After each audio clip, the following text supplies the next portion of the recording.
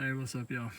Just finished putting this new carburetor on the little Ozark 250, and my daughter was out here riding her little Mini, and it made me think that it'd be nice to do a little long-term review on it. I've had it for about, I think this will be its 3rd year now, and been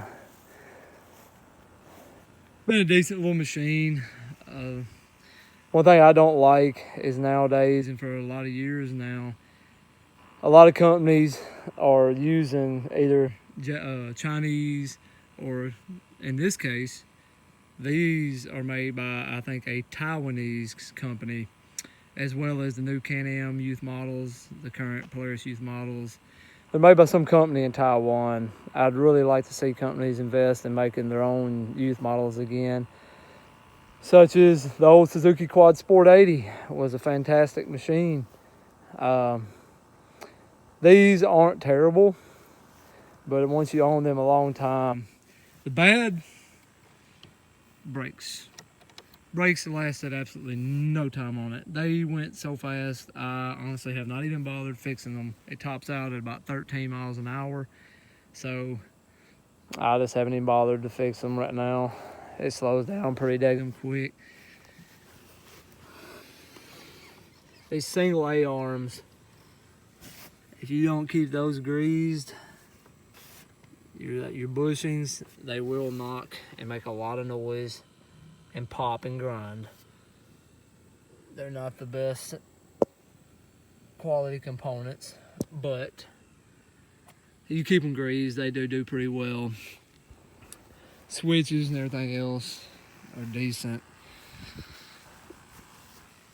Like every youth model and small machine, chain drive, which is what I liked about the Suzuki Quad Sport 80s back in the day.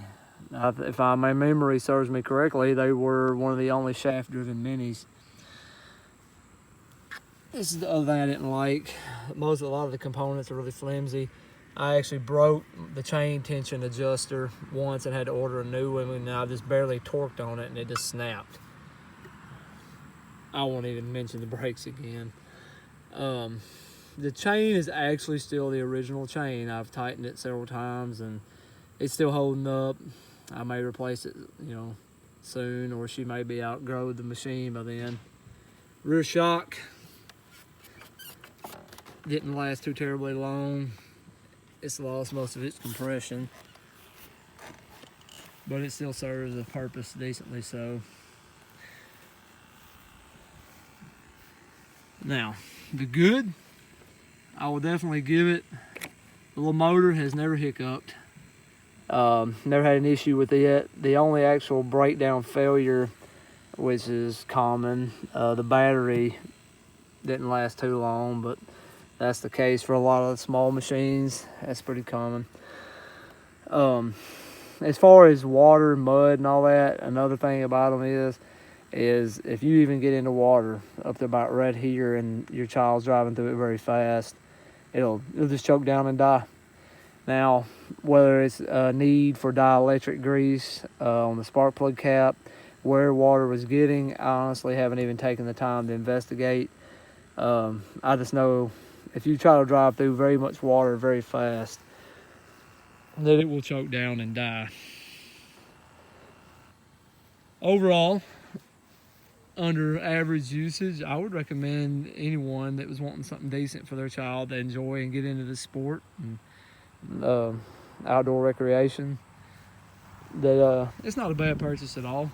It's just I'm of the opinion that I would like to see manufacturers develop their own machines, and I know it's a cost issue and they would cost a little more, but this was $2,500 when I bought it brand new Christmas, I think 2019, and I would probably happily pay another $500 or so, or maybe even more, for a machine actually built by either Suzuki or Kawasaki, etc.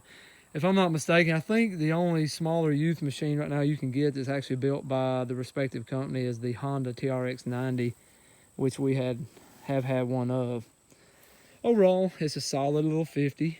If it's not going to get abused constantly, It's a nice little machine for a small child to learn to ride on. It's not very fast, very safe little machine. So I would definitely recommend it if you're looking for one.